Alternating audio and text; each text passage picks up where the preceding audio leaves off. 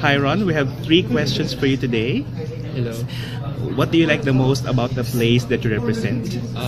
The most thing that I want to represent my province, I love to represent is all about nature. Kasi yung sa Mindanao kasi is more on mga forest, mountains, ganon. Then the second is yung advocacy ko about agriculture.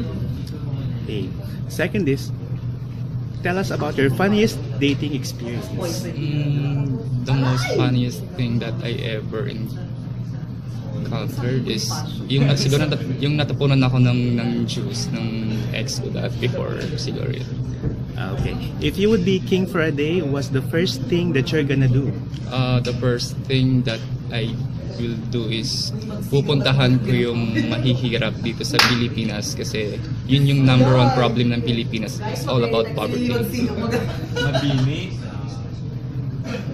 And then, guys, please watch Mr. United Continents 2015 on April 14, 2015 at Tanghalang Pasig in Pasig City. And I am Rodel Luching, representing province of Misamis Occidental, and TP Hill loves you. Thank you.